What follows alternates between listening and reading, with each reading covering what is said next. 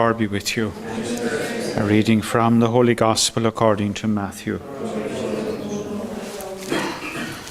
Jesus took with him Peter and James and his brother John and led them up a high mountain where they could be alone. There in their presence he was transfigured. His face shone like the sun, and his clothes became as white as the light. Suddenly Moses and Elijah appeared to them, and they were talking with him. Then Peter spoke to Jesus. Lord, he said, it's wonderful for us to be here. If you wish, I will make 3 tents here, one for you, one for Moses, and one for Elijah. He was still speaking when suddenly a bright cloud covered them with shadow, and from the cloud there came a voice which said, "This is my Son, the beloved. He enjoys my favor. Listen to him." When they heard this, the disciples fell on their faces, overcome with fear. But Jesus came up and touched them. "Stand up," he said. "Do not be afraid." When they raised their eyes, they saw no one but only Jesus.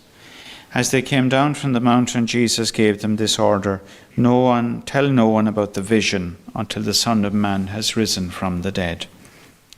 The Gospel of the Lord.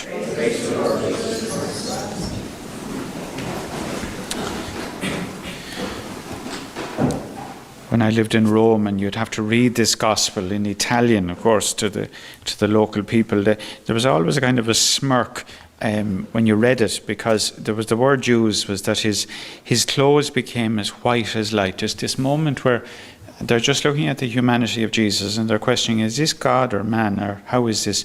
And in this moment, he's after calling the 3 closest with them, the 3 disciples who will go into the garden with him as well, as those 3, Peter, James and John.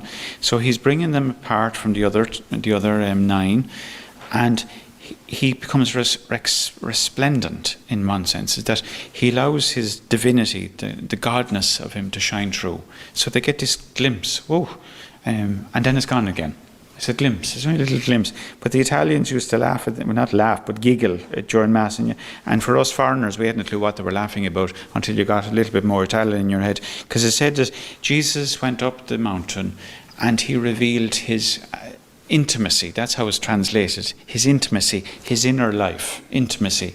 But the Italian word for intimacy is intimi, which is also the same word for your underwear. So they all sat there, and here was this bad Irish man trying to speak English, trying to speak Italian, saying, Jesus went up the mountain and showed his underwear. And they all giggled. And you said, why are they laughing, It's just a translation of words that was used. And our Lord is not going up showing his underwear. He's showing his inner life, a glimpse. And it's the same for us. Do you ever been on holidays? Do you know, if you've been away, or maybe you're in Lourdes or Medjugorje or somewhere special, and you just say, couldn't I stay here forever? Did you ever say that to yourself? You stay here forever. It's usually the night before you leave. You say, I could stay here forever. I don't have to go back now to peeling spuds and washing floors again, back to reality, back to cold, miserable Ireland. And you have to go back to reality. You do. That's reality.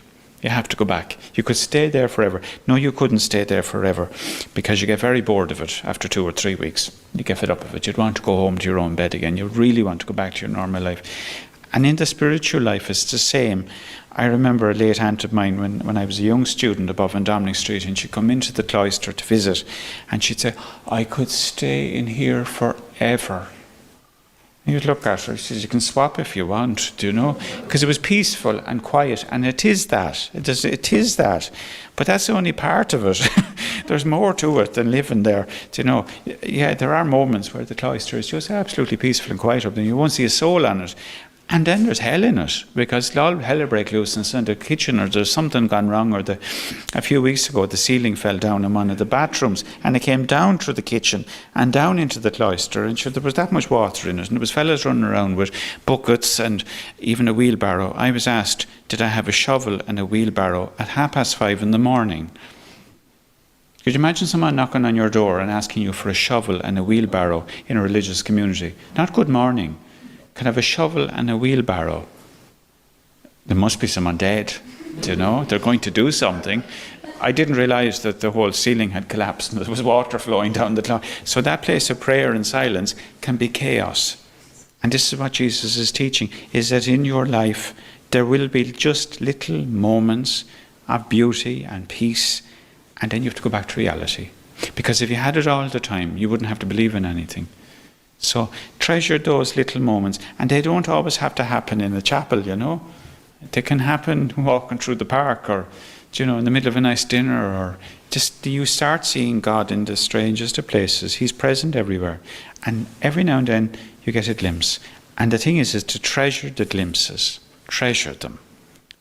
And when you're feeling down and you're feeling that I'm washing clothes and floors again, here I am making dinners, it's just give yourself a moment and say, I remember that. That was beautiful. This is what Jesus is teaching.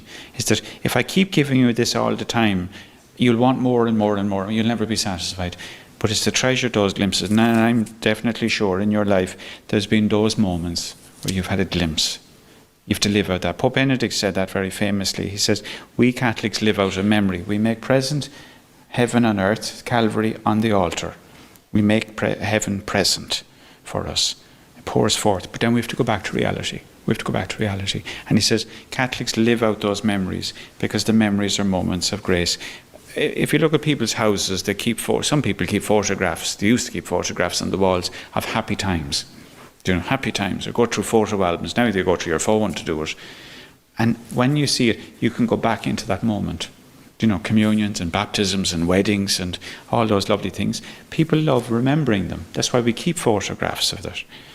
And we go back into it and it makes us, that was a lovely day. That's exactly what Jesus is doing. He said, when you're facing the cross, and those three will face the horror of the cross, when you're going to face it, remember this day. Remember this day. There's more to it than the cross. So he's preparing his disciples for horrors to come and to remind them, not just a man. There's something deeper in me. There's something deeper in me.